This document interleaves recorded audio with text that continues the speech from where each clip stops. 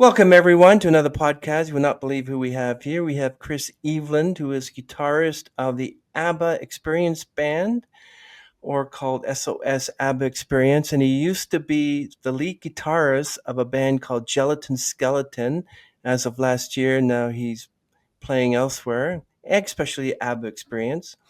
And his early musical memories are filled with the melodies and arrangements played by his grandfather, Denis C Sharpe, talented pianist and piano tuner. These moments sparked a lifelong passion for music in Chris.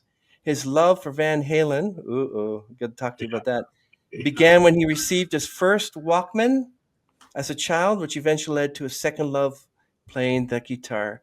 Now, Chris has had a remarkable career performing with various bands and opening for renowned artists such as Colin James, Alannah Myles, and Bare Naked Ladies. He also has toured and recorded with Canadian Idol winner Aaron Walpole, which is amazing.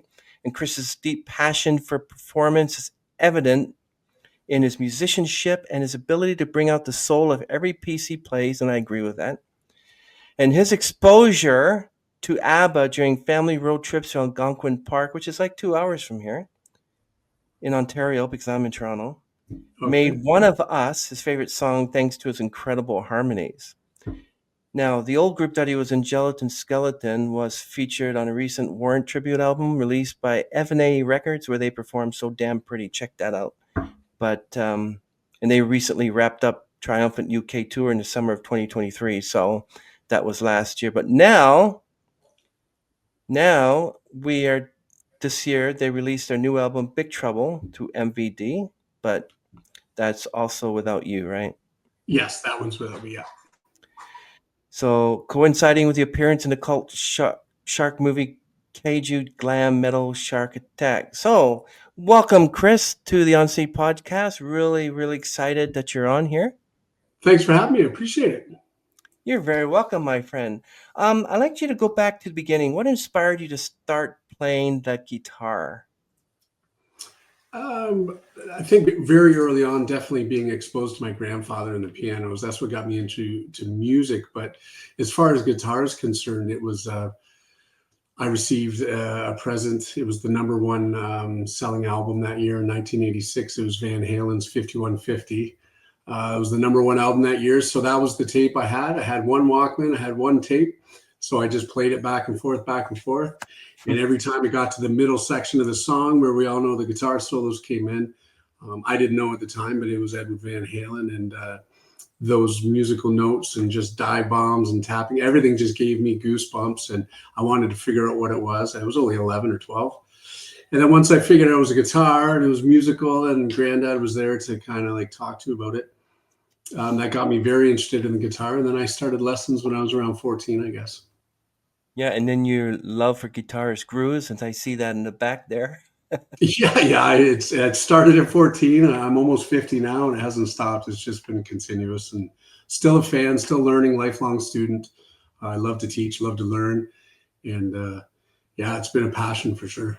Can I ask you if you got like Gibsons and Taylors and Stratocaster and Sitowski there as well? Sure, man. Yeah. There's the Les Paul. Which way am I moving? The gold one here. Nice. Yeah, Les Paul's there. This is my baby. It's my Kramer, and that's my son's handprint on it. Wow. That's obviously the Abba. Where am I going? The Waterloo guitar here. Yeah. Wow. Yeah. I'm lucky enough to receive an endorsement deal by this guy, the Godin Really? guitars from Quebec. Yeah, so they're beautiful. Nice. There's a Taylor back here.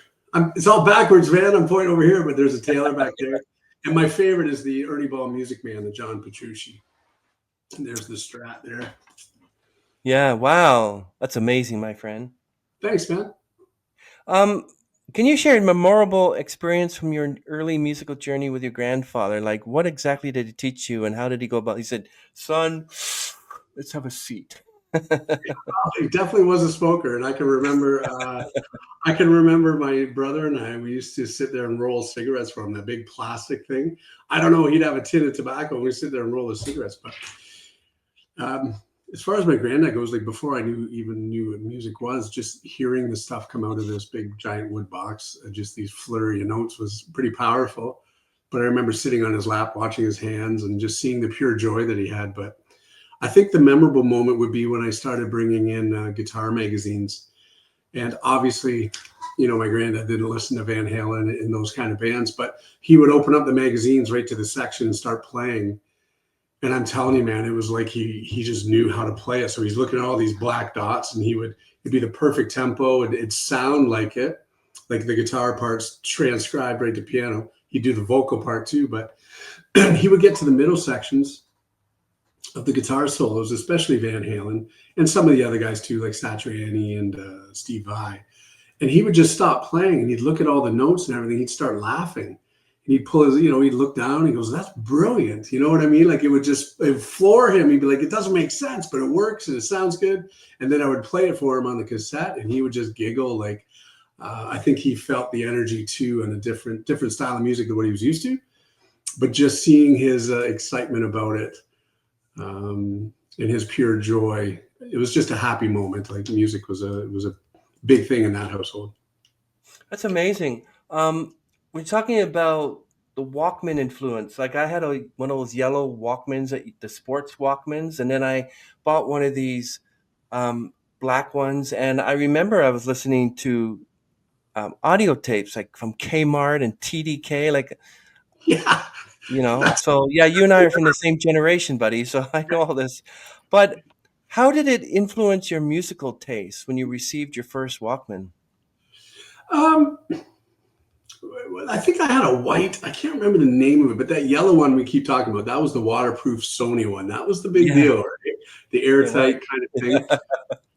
But that was the only tape I had. And then I think my uncle bought me a honeymoon suite tape. That might have been my second one, which is cool Wow. because now I've done some recordings with Gary Lalonde, the bass player, and become Nice. friends with him over the years. Yeah, honeymoon suite. But then it was because of my age. It was Bruce Springsteen, Born in the USA came out, and then Michael Jackson was big then. But Eddie Van Halen was on that too, so it all tied together.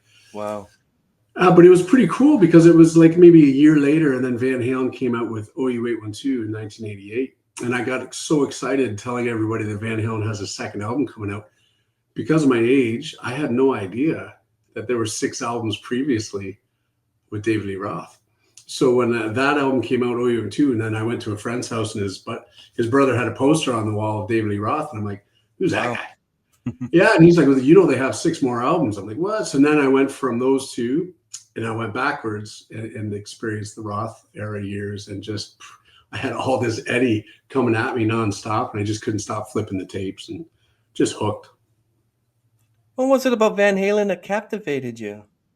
Oh man, just like some of the early stuff with Roth, there's all these things in the background. You hear them talking to Ted Templeman in the studio, right? Like back and forth, Dave's laughing, cracking jokes. There's a song on 5150 called The Inside, where they're just all talking back and forth and dropping change and just all this noise in the background that you're not used to. These bigger produced albums, it was just raw, but it was Eddie, man. It was Eddie. It was Sammy's voice. It was the solos. The drums were huge.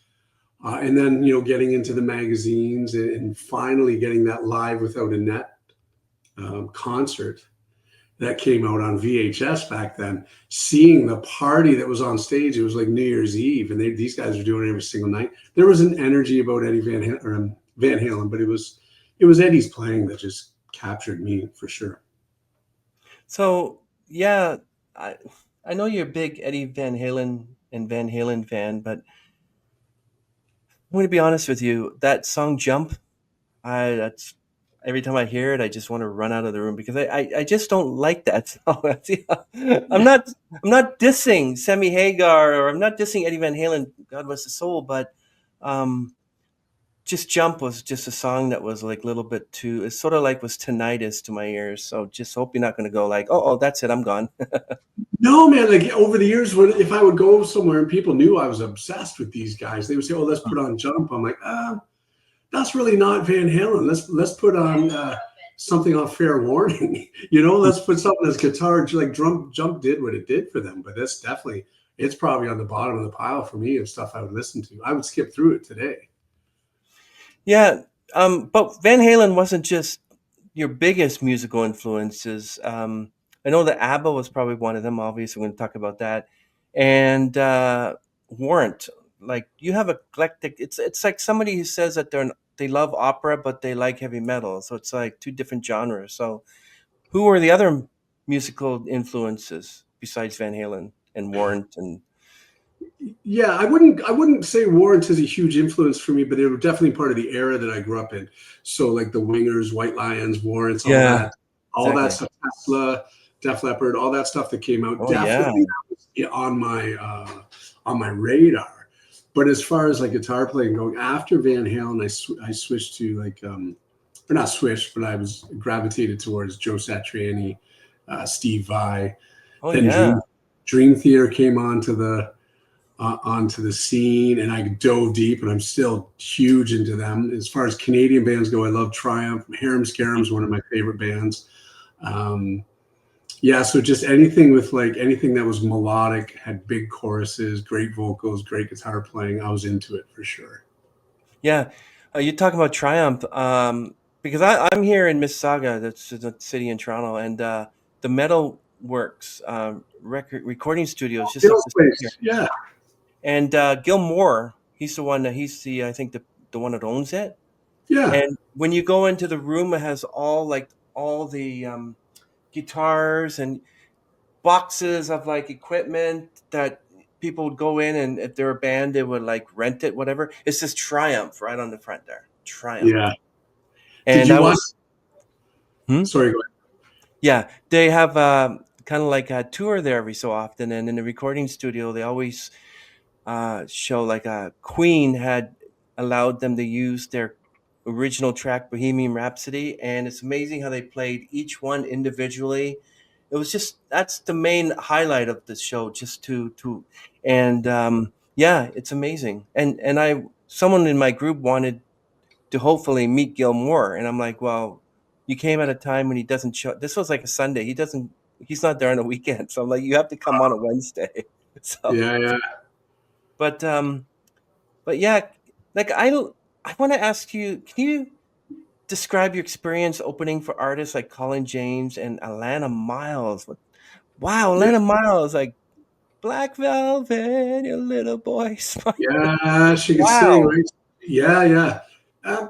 We just got into a circuit there back in the day. Like Alannah Myles, I didn't open for her when that first came out. Mhm. It was probably 2008 or nine. It was at Cornwall, the Balloon Fest, or the I think it's called the Balloon Fest. A big park there, 10,000 people. But I was playing with Aaron Walpole, who was on Canadian Idol. He did really well, so that opened up the doors to open up for some bigger acts. But yeah, she was great. Her band members were hilarious. It was really fun backstage chatting with those dudes. And then who else did you mention? Oh, Colin James. Yeah, that was cool.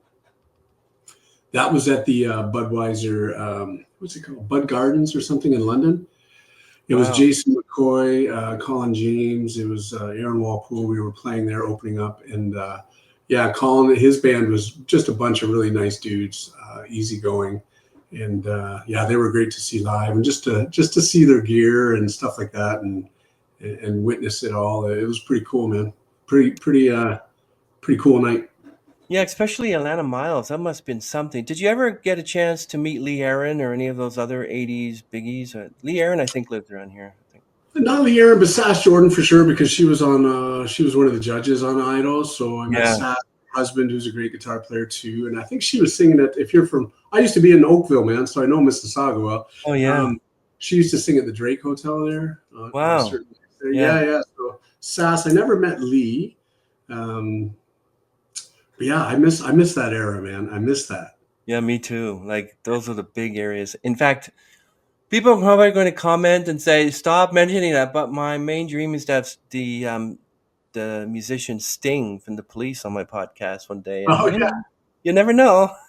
yeah, yeah, yeah, Might be hitting my 80th birthday by then. I don't know. It's just kidding. yeah, yeah.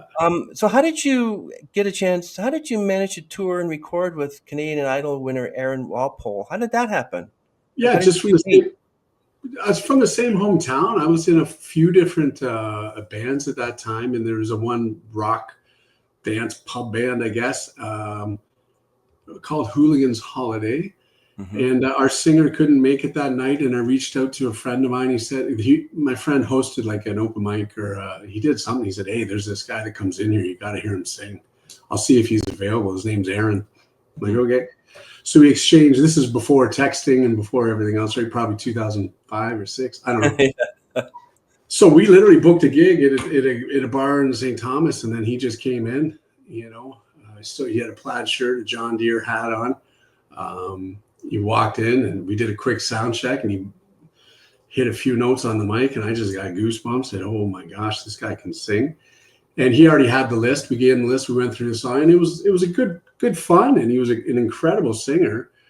And so we did a couple more gigs. Then the other singer didn't want to continue, or something was happening. So Aaron stayed on with us, but he gave us a heads up that he had this singing competition he was taking part of in Toronto.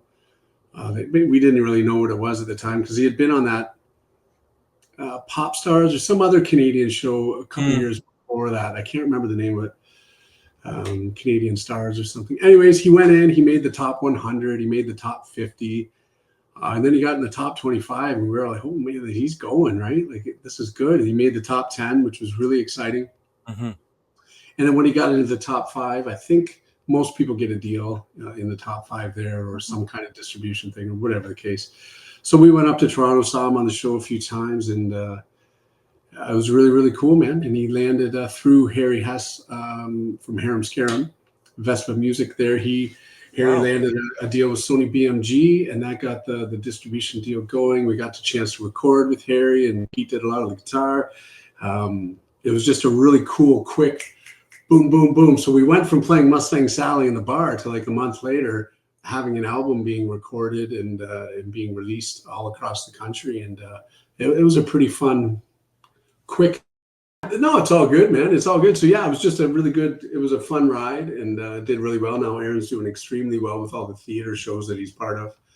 He's traveling all over the place and loving theater. So Yeah, I was in Toronto once. Well, I'm in Toronto all the time because my brother lives there. But when I was there at one time, I ran into Roland Gift, who's the lead singer of Fine Young Cannibals. oh yeah, Well, a lot of them end up in Toronto, and some of them play at the El Macombo and yeah, stuff yeah, like. Yeah, and yeah. right here we have the Living Arts Center, and a few times there were some big musicians there. So and I like to go out, and I want to start going out to these. And I just love music. I love attending these performances. Well, Um, if you get to the El Macombo, talk to the sound man. His name's Andre Doucette. I used to play with his father, Leonard in St. Thomas, but Andre was the guy. I think he produced one of the 30 Second to Mars albums mhm. with Jared Leto. But he's there full time now and has a big part of that scene there. But he'd be a great guy to have on your podcast. Yeah, I might actually.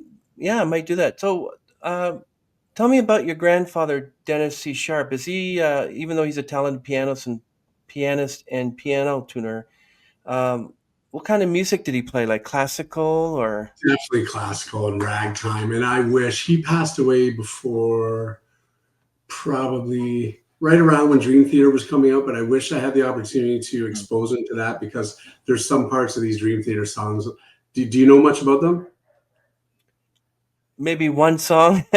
Okay, fair enough. But they'll be going into this really heavy progressive stuff. And then right in the middle, Jordan Rudess will play this ragtime keyboard stuff. And it's wicked. It just shifts gears and then it goes back into the heavy Yeah, stuff. And I know Grandad would have got a kick out of that. But yeah, yeah, he was very much classical. I remember him playing Suicide Solution, like that MASH. Remember the show MASH, that theme yeah. song? When he played that, I always loved that one. But definitely happy, upbeat, classical kind of things. Yeah. He I was heard a brilliant. lot. Yeah, I heard a lot of people like Simple Minds. That was one '80s band I didn't really like, but Human League I really like because I like the two girls and they're still playing. I saw a concert on TV that they did just like this actually a month ago. They're still playing. The girls are still playing with them. Okay, I And don't know much about those guys. Yeah, you never heard of Human? You never heard of Human League? I've heard of them. Yeah, I just don't know They're still much about. playing. Yeah. Oh, So cool.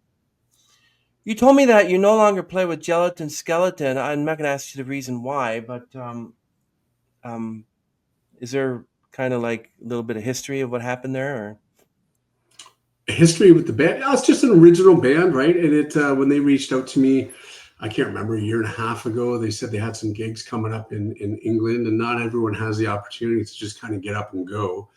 Um, so yeah, we did a couple warm up shows here, and then I get a good friend of mine, Kevin Eamon, on drums. He jumped in, and then Scott Primo jumped in on bass to do the trip. So we went over there and we did a couple cool shows. We were opening up for Ted Poley from Danger Danger in Sheffield. It wow, was a lot of fun, man, a lot of fun. But just schedule wise with the ABBA experience and just working everything to do an original band, it was fun to get over there. It was fun to do it, good people and everything. But just it's tough to keep that moving. yeah. It's, I guess singer Brett Kelly had to definitely find someone to replace you, huh? yeah. I think they've got the guys that were with them before, maybe now or something. Or I think Myles switched from bass to guitar. I'm not too sure, man. Not too sure. Wish them well. I hope they're all doing good. Yeah. How do you prepare for a performance when you play live? Get dressed and get ready to go on stage. That's it. You That's don't do like any. it now, man. Yeah, it's over 3,000 shows deep now, so there's no nerves. There's nothing like that. I don't have a routine. I'm not. There's some people in the band that have their breathing exercises, maybe, or like there's certain things for vocally that get themselves ready. I might grab a guitar for a bit and just do some simple scales, stuff like that, just to loosen up. But we do sound checks, pretty lengthy sound checks in this band, to be honest. And I feel warmed up and ready to go on stage, but just stay loose, stay happy, no tense. I joke around. I'm always trying to make people laugh and smile before the show, right? Yeah. And just be Wow. silly. Yeah, that's pretty much it. No ritual, just have fun. Well, that's interesting. I want to talk about your band that you're currently with my friend Christine Irons, who I can't believe that you actually when I requested to have you as for an interview on my show, I was doing my research. I'm like, Christine Irons, no way. So I was like, wow, can't believe it. So we have a connection there.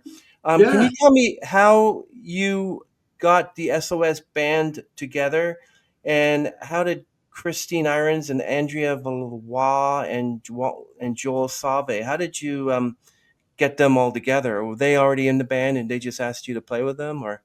absolutely. This is not something that I pieced together. It was Kevin Wright, who's one of the main guys. He plays Benny in the band, and he pieced this together and he started it, I believe, with Christine and Jim Irons, Christine's husband, the drummer. And they pieced it together and they had a few of the members kind of getting up and rolling. So I went to an audition and it was the coolest thing. When I say cool is because they did a little bit like 20 minutes of playing musically, but then 20 minutes of sitting around the couch, like couch time.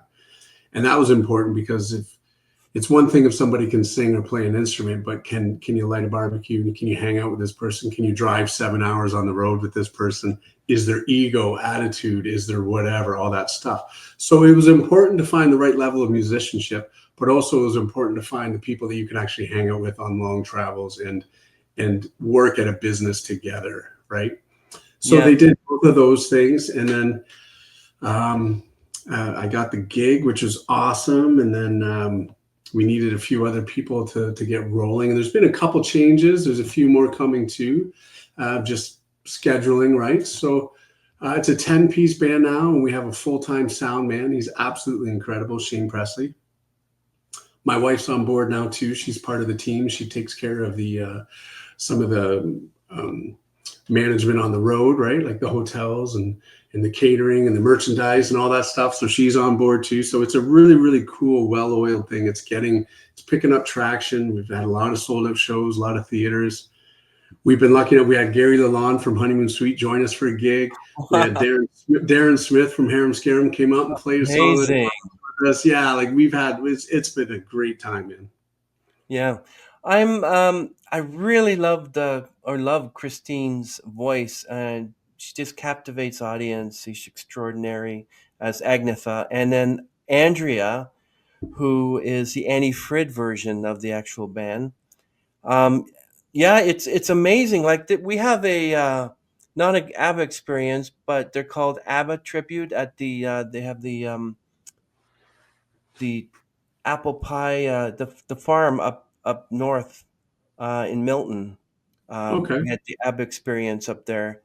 A group of people that actually had two guys, two girls, and they were both playing each like the Agnetha and the Annie Oh, Fred. cool. Yeah, yeah. So yeah, and there's many tribute bands, but SOS the tribute band is amazing. The ABBA experience. What's your favorite song to sing? What's your favorite song to perform? Oh, that's tough, man.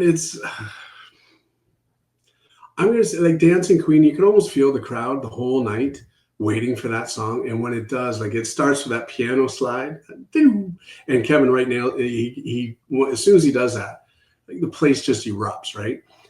I love One of Us. I love Does Your Mother Know? I get a little chance to do a little solo in that one. It's fun, and Joel's a great singer, and that's his one song that he sings lead on. There's a lot of good stuff in there, but I think Dancing Queen probably gets the biggest reaction from people. Christine, as you know, she sings "Winner Takes It All," and she just Yeah, kills that. She she's nails it. good. Yeah, she's so good. And the reaction from the people on that song's awesome. Andrea Valois, she's amazing as well. She has a couple lead songs. Like, there's some really good moments in the show. So I would say Dancing Queen gets the biggest reaction, but I enjoy the whole evening. Yeah, we sang a lot of ABBA songs back when we were on Smooth, like in 2015, 2016, and she's got a great voice, and I just couldn't keep up with her. I'm like, wow. Yeah, And I'm yeah, like, what? Gotta be kidding, Christine Irons! I can't believe this. So it's like kind of funny. Chris Eveland, wow. Um, yeah. She's powerful. yeah, and so how long does it? How long did it take? Like, how many ABBA songs do you know? Do you have like a song list that you play? Like, what's your opener? What's your closer? We do, yeah. There's a list, and there's some shows like we pull some out. Christine takes care of the set list with Mhm. Kevin there, and they pull some songs out and bring some in. So it's not the exact same show every time. The majority of it is. It's like if you look at ABBA Gold, if you remember that album, Yeah. the majority of the stuff we play is on there. But we always open with "Gimme Gimme" right now, anyways, and we always close with "Dancing Queen," obviously, right? But things change up in the middle, and there's a cool part of the show that Kevin Wright added. It's a vote song. So we have a screen. We have a screen behind us, and there's stuff going throughout the whole show. It's slipping through my fingers. Like all of the band members have videos and pictures of our children up there to match with the lyrics of the songs. And Christine put that together. It's beautiful. We try not to look around because we get a little, you turn around, you see your kids behind you, and go, oh man. But Kevin Wright added this QR code so members of the audience can click on that and they can vote for a song. As a band, we don't know what it is. There's 2 or 3 selections, and it could be anything at any point. So the audience gets to choose what they want out of 3 songs, and then we'll play that. And it's a really interactive show, man. We don't stay on the stage. John Wilberforce, who plays bass, the two of us, we're usually off the stage on song 2, song 3, sometimes song 1. But we'll get out there, we'll get in the crowd and get them dancing, get them moving. And we definitely don't plant our feet on the stage and just perform the music. We're part of the crowd when we play. Do you have like do you have the list of what you're playing in front of you so people don't see it so you know, okay, the next song is Gimme Gimme or the next song is whatever? Or do I you believe. just you have it stored in memory? Oh, like a set list on stage? Yeah. Yeah, there's a couple set lists on stage just in case for people to, because if it's up to you to start the song, right, you want it to flow. So, some people, the set list makes them more comfortable having that. But we've done the show enough. Like I'm pretty comfortable knowing what song's coming up. Do you find it kind of odd that you're part of an ABBA tribute band? Absolutely. Absolutely. When the guy reached out, and don't get me wrong, I grew up loving ABBA and I love the harmonies and it feels good. But when the guy said, "Hey, are you interested in being an ABBA tribute?" I'm like, no, I'm Mm. not. Like, is there an Aussie tribute out there? Is there something else? Like, I love guitar driven music. But the other reason I said no is because I knew the level of musicianship it would take to perform ABBA without it being sticky or like too Mhm. cabaret. Right? Like, it'd have to be really, really good musicians, and a lot of them. So it wasn't no out of lack of interest. It was like, oh, I don't think so, man. That's a tough one. That's like saying, do you want to do a Queen tribute? well, let's hear the singer. Let's hear the singer first, and then I'll let you know. But then when I went to the rehearsal and I heard Christine sing, and her and Andrea sang so well together, Mm-hmm. Kevin was great on the keys, and everyone just, it was like, okay, like I could tell it was fresh, but Yeah. you could tell the musicianship was there, the harmony was there. They all worked so hard on it. Like, yeah, it's a really fun project, but it's really well done too. It's amazing. Now, there's a Bee Gees tribute band called Night Fever, and all three of them, if you close your eyes, you would think that you're listening to the Bee Gees. They're so good. And Robin looks like Robin, the Barry looks like Barry, the Maurice looks like Maurice, and it's amazing. The falsetto, it's beautiful. So Night Fever is excellent. Yeah. Cool. So I mean, but it's amazing being part of a ABBA tribute band. I definitely would be like standing in the background going, "Yeah, can I play like the triangle? I just want to be part of the band." You know? It's the coolest thing because it's so marketable. I tell this all the Yeah. time, but it's the only band I've ever been with where you can see a 5-year-old and an 85-year-old there. They all know the words. This Mamma Mia stuff, right? Like this 5-year-old, because of the Mamma Mia movies, and then there's another one coming out, and Yeah, then ABBA just released another brand new album like a couple of years ago. yeah. It's just it's very marketable if you can present it well and have a great time with it. Like these theaters are selling out and people are coming out and they're coming again. We're seeing repeat faces and everything, and it's pretty special, man. I've never experienced What that did you with anything else. What did you think of the it was the 40th anniversary of ABBA, where both Benny, Bjorn, Annie Frid, and Agnetha, they all did like they got like hologram versions of themselves back in the 70s performing concerts, and they sat in the back and singing. Like, what do you think of kind of why didn't they just come out and play and sing like they are in their 70s? Why did they have to do all that? Well, the reason, well, to my understanding, so when I was there in the UK last year, my wife and I, after the band was done playing, we went to London and we went to see that. So ABBA built their own little stadium there. And that show happens 7 days a week and some days twice a week. And it's Mm. full, it's sold out. And it's the holograms, it's them. And then it's a band over there too. They come up on the stage too. So it's a live band, but it's the four of them in the holograms. And it looks so realistic. Like when you see the hair blowing in the wind, it doesn't look like a hologram. It's unbelievable. Yeah. So I think they did that for longevity. Like that thing is going to be there probably forever. There's a show there every single day. They can't do it. Like I don't know their age right now, but I mean they're up there, right?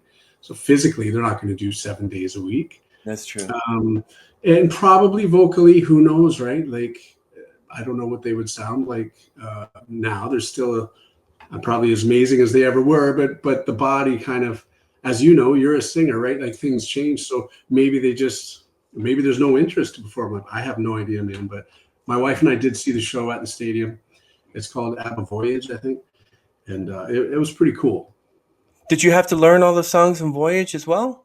Because there's some like "Don't Let Me Down" is one of the best from that new album. I love that song. Yeah, and so Yeah, we started to do "Don't Let Me Down" or "Don't Shut Me Down." "Shut Me Down." That's it. Yeah, Yeah, "Don't Shut Me Down," and then there was another one.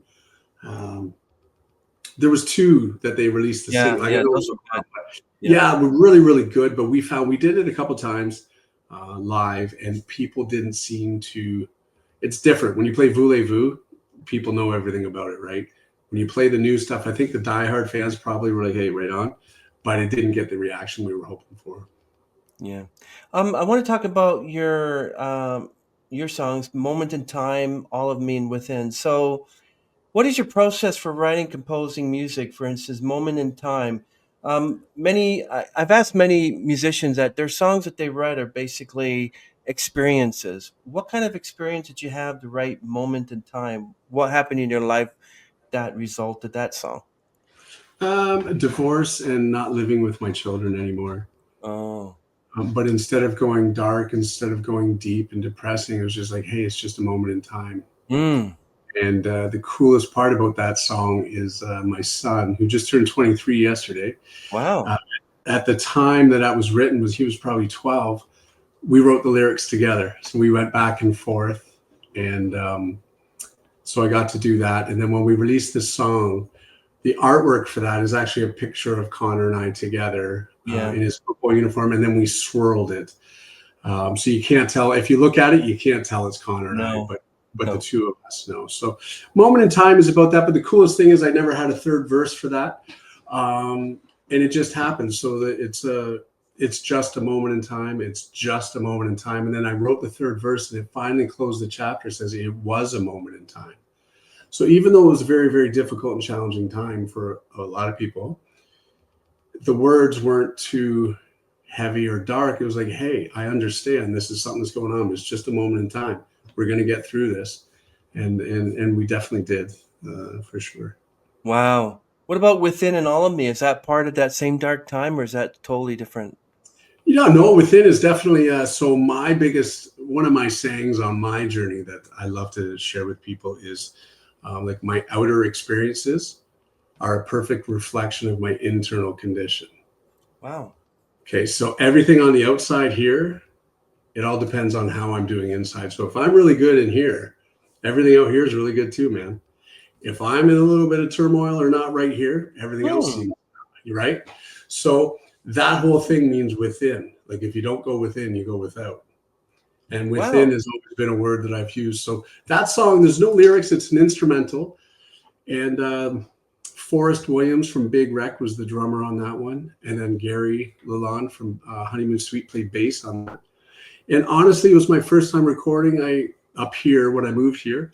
And I recorded with Randy Orr from the Powder Room Studios. And it was I was just starting to teach lessons, and I wanted something when people said, do you have anything I can check out? Instead of throwing them, Spotify links from bands 10 years ago or 8 years ago. I wanted something modern. Wow. So I didn't want it to be too over the top and too many notes and just like video game stuff. I wanted it to be more in the vein of like a Satriani, like a guitar melody, so you could sing it as well. Maybe a little bit of flash at the end, but just show off some technique kind of stuff, but more about the melody and more of like maybe of a mature style playing. I hope, anyways, that was my intention. So that's what Within is. Wow. That dark time you went through with your divorce and all that stuff to write Moment in Time. How did you deal with your mental health? How do you deal with your mental health today? Oh, but I got a team of support helping me today, man. I got a team. I got a network. It's meditation, spirituality, awareness, therapy for sure, CBT, REBT. I'm a totally different person today than I was 10 years ago. And it's a journey that I love. Someone said something the other day. They said, I didn't come this far just to be this far. Right. And it's just that whole, hey, man, like I'm still going, I'm still growing. Wow. But yeah. I think so. Wow. So what are your thoughts on God? Do you have any faith in the Lord to get you through these? Good orderly direction. Right. I like that when you said that if everything's okay inside, everything will be okay outside. That's kind of funny because I feel the same way that when I'm feeling good, whatever, then everything else is good. But as soon as I feel sort of something inside, um, yeah, I feel the same way. That's amazing. I like that. I'm glad. I love sharing that one, man, because the more we focus inside, everything else changes out here. Exactly. That's all we can control is right here, right? So that's what keeps you inspired and motivated to keep playing and performing? Is which? Well, like for instance, to stay inspired and motivated to keep playing and performing, how do you do that? How do you stay inspired and motivated? I don't think I do anything. I just am inspired. I am motivated. Like we have a gig I have 2 shows this weekend. I'm super excited about it. I'm in a different place now. I used to work, Oakville. I was at the Ford plant there. I built vehicles for 22 years, and I finally decided to leave and pursue. Like I do music as much as I possibly can. I'm in real estate as well. But that gives me the freedom now where if I want to go on the road and tour and perform anywhere I want for as long as I want, I can do that. Where when you have a 9 to 5, 7 days a week, not even 9 to 5, 7 to 7, 12-hour shifts or whatever, those factories, it was very difficult to be like, yeah, man, I'll come on the road with you. I couldn't. I could do a night or two, but I can't go away for 2 weeks. But now I'm in the place where I can do that, and I am doing that, and it's pretty special, man. Yeah, I was looking at your promo for your real estate position, and I remember a real estate agent we knew. Um, he had a business card, and he was a musician, so he had a picture of himself, talk about his real estate, what he did, and then a picture of him with his guitar, just so Yeah, people would ask him, "Wow, that's interesting, a real estate agent, and he must be a musician." So he was able to get, So is that? Do you use your being a musician and being guitarist to get people to, ask you to look at houses with them, or I've had a few people say I should include like the rock and realtor and stuff like yeah, that, but I like the separation too, right? Like I like to mm, do what I do, and then I like the real estate. But I do find like a lot of people, as soon as I open up about music, like when I'm showing houses and we talk about a band, or if the person says they have a guitar and stuff like that, um, then it just opens up and there's a lot to talk about. And you know what it's like being a singer, like musicians, we just connect like this right away. yeah, So it's definitely helpful. But no, I don't have any interest of putting a guitar on my business card or anything like that. Yeah. yeah. Wow. But what do you think is most rewarding aspect of your musical journey so far, Chris? Um, I don't know. I think the inner peace it brings me. I think it's the purest form of meditation I've ever found. I love the personal growth. I love that music isn't like, okay, I can play this song, I'm done now. Like the more doors I open, the more I realize, oh my gosh, like if I walk into a room full of jazz players, see you later, man. I'm turning around because they scare me. You know what I mean? They're so good. And but that inspires me. I go watch Ian Thornley play. I go home and half of me wants to throw the guitars out the window. The other half wants to sit down for 48 hours straight and try to Really? figure, You're oh my acting the God. same way I act towards the song Jump. Wow. Yeah. No, but I just mean, I'm like, how, like, wow. Like, I remember when I saw Jeff Healy at Healy's on Bathurst and just hearing what he plays. Seeing Pete Lesperance from Harem Scarum play, you're just like, what? And even some of these kids on Instagram and all these videos, you're like, 7-year-old playing Ingve Malmsteen. It's Yeah. crazy. Man. It's The thing, inspiring. I would never yeah, throw it. there was a 9-year-old named Ellen Alverdian. She was 9 years old. She was on Instagram, Facebook, and she was playing this bass guitar. Now she's like 11, and the youngest I think is a 4-year-old bass player. But sometimes I see guitarists where they're just going, the fingers going. I'm like, wow, you Yeah, just want to throw your guitar out the window because I'll never play like that. You know what I mean? yeah. Yeah, I don't know, man. Just keep coming back and keep playing. I always look forward when people say, "What's your favorite song?" I always like the next one, like the next one Yeah. I'm writing, right? And we just John Millis and I just released one on Rail City Route. That's another one on Spotify. But the album cover was a picture my son drew years and years ago of Hmm. John and I playing. So now that's on iTunes, and it's really cool to see just the connection that it brings with people. And I love progressing at it. I love recording. I love creating. So I'm not done. It's not like, oh, I've done everything. I haven't. Like, I'm excited for the next anything, next gig, next song, next show, anything. How about one of those computers, one of those guitars in the background there? Which one do you play that mostly?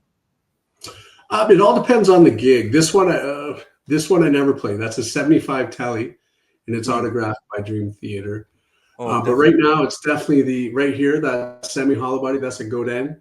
That's a Mm. Montreal Premier. I can't put that thing down, man. It plays like butter. It sounds great. It's so good. I love the Gretsch over here. This one I just got last week. It's like the Ovation Breadwinner. Ovation is an acoustic guitar company, but they made a couple of electrics back in the 70s. But that's a guitar that Abba used too. So I'm bringing that to the show this weekend for the first time.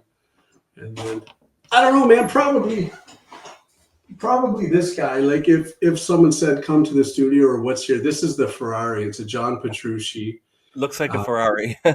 yeah, it's an Ernie Ball music, man. Wow. The bird's eye maple on the neck here. It Wow. just the pickup selections. I can do any sound on this one. That would be the most versatile, and it's the most fluent. Like for it's a lot of fun for sure.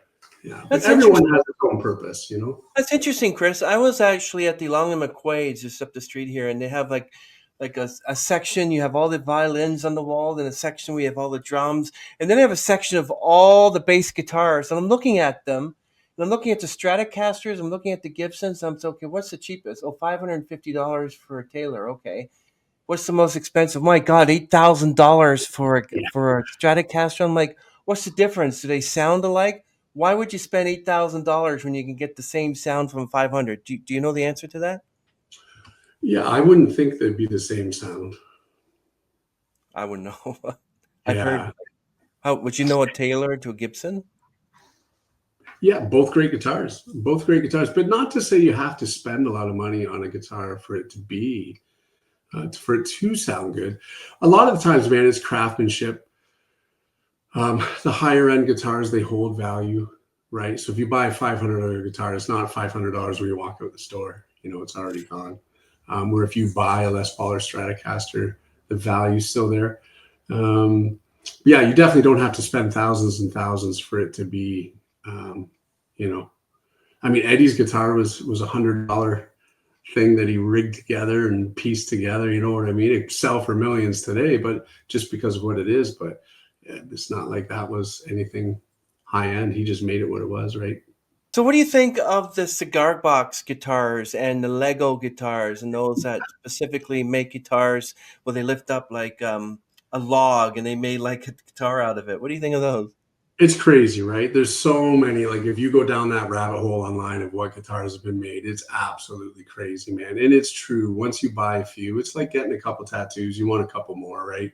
So in the guitars, it's hard to explain, but if you go out for a country gig, it's hard to bring, that Schecter over there. I'm Yeah, not bringing it to a country gig, but I'll definitely bring that to an Avenged Sevenfold tribute, right? yeah, Or whatever. So every guitar has its own sound and its own purpose. yeah. Um, but yeah, that's great. So, what advice would you give to aspiring guitarists if somebody came up to you and said, "Hey, Mr. Eveland or Chris, I would like to, I want to be a guitarist. What do I do?" Put the video games down and pick up the guitar. I And had a keep playing. student here. We just had this chat, and he was like, "Man, I wish I could play like Metallica." And he's only been playing for 2 or 3 months. I was like, "How often do you practice?" He goes, "Oh, at least like an hour a week." I'm like, "That's good. How many hours do you play video games?" He's like, "Oh, 7 hours a day." Wow. I'm like, "How good are you at video games?" He goes, "I'm amazing." I'm like, "Well, just switch that. Switch it for a while. Put 7 hours a day on guitar. See how quick you pick it up." It's all the hours. It's not. I asked a guy once when I was on my way up to a gig. We were driving together, and I said, "Hey, man, that gig last night, you were smooth. Like he was great." I said, "How many years have you been playing?" And he just looked at me and goes, "It's not the years, it's the hours." And that stayed with me, right? Like it isn't about how many years you've been playing. It's like how often do you play and how long, right? So my advice would be just to play, learn, pick it up, play what you want to play, and just practice. Just keep it in your hands, keep it in your lap, pick it up as much as possible. It eventually does come. It's that 10,000 hour rule, right? Once you get to that on anything, you're after that, it's Wow. smooth sailing. Can I ask you what the first song that you learned the guitar was? It like It wasn't. I teach that because I teach, right? So I do teach Smoke on the Water only when they ask. I think, Mary had a little lamb. no, you know what? I don't even. Thunderstruck. No, it was way before Thunderstruck because I probably started in like 80. What would I have been? 89. I would have started, and that Mm. came in 93. Yeah, so I don't know, man. It might have been like a Chuck Berry riff, like a Johnny B. Good kind of Really? thing. Wow. Maybe something like that. Yeah, but that was the other part. When used to see my guitar teacher, he would have a cassette. I'd bring a cassette, so half the lesson was theory, and the other half was bringing a tape. And he would Yeah. press play and stop, and then he would turn to me and he'd show me how to play it. Yeah, I got cassettes here. Oh, do I you? got some Look at music that. that I actually wrote 20 years ago. I still got from an old recording studio, and it's this a TDK tape. You've heard Yeah, of the TDKs, and then you have of the course. Kmart tapes. Nice. Yeah. Yeah, I still, and I got like 4 songs I wrote still on foolscap, written in pen and pencil. Foolscap. Yeah. What's the last time you held a piece of foolscap? Yeah. That's right. Chris, so what legacy do you hope to leave in the music industry? Oh man, I don't even know about that. I don't. My the biggest compliment I ever got from someone was they gave me a chance to do a little bit of a solo without the band, and afterwards he came down and the guy said, "Man, I really felt that," and that was more important to me than like how many notes or gear or anything like that. The guy just said, "Man, I really felt that," and that just it stayed with me. And I don't know about a legacy, man. I just enjoy it. Like it's just something for my kids to remember me by. Maybe down there, if they say, "Hey, there's one of Dad's songs," or whatever, or just to any of my students that are like, "Oh, I'm frustrated with my style of playing." If they could hear something and say, that's just like a motivation to hey, if I just keep at this, Yeah. I can do that, right? Do you do you like it when your children say, "My dad's in a ABBA tribute band"? No, and they don't. But both my kids have been there. My daughter got up on stage once, and I put this star guitar on her at the end, and she had a blast. She had fun, but That's awesome. yeah, yeah. Well, thank you so much, Chris. I really appreciate you being on the podcast, and thank you for sharing your incredible journey and insights with us. It's fascinating to hear about your early musical influence, your passion for guitar, and experience with Gelatin Skeleton. And we love that you're actually part of SOS ABBA tribute band, and really enjoy that band. And Christine's voice is amazing. I really like her voice, and Definitely um, is. yeah. But yeah. So one last thing. So um, what new projects do you have around the corner, like whether SOS or your own Yes, music? SOS is just filling up the count. Like if I open up my 2025 Google Calendar, it's filling up. Every weekend we're somewhere. We're going to BC. It's all North America now. We're Wow. traveling into the States and playing. Yeah, we got our P2 visas, so we're traveling down there and doing all that. But I'm recording some more with John Millis with Rail City Roots. So we're getting some of our originals we've had for years out there. We're going to write some new stuff, maybe do some covers. I'm always working, always moving forward. So there's going to be some recordings. Yeah, yeah. Just Chris Eveland Music on Facebook is a great place to check it out. And there's always stuff happening. Busy, busy. That's great, Chris. Everyone, everything will be linked down in the show notes, all his social media where you can connect with Chris, and really appreciate this opportunity. And I'm glad that we were able to set it up and everything went well. Okay, everyone, we're going to end this stream. Any final last words, Chris? Just thanks for having me, man. I appreciate the chat and thanks for sharing this with people. And appreciate you. Thank you. You're very welcome. Right on, Okay, man. okay, everyone, wait right there, Chris. See Yeah. everyone.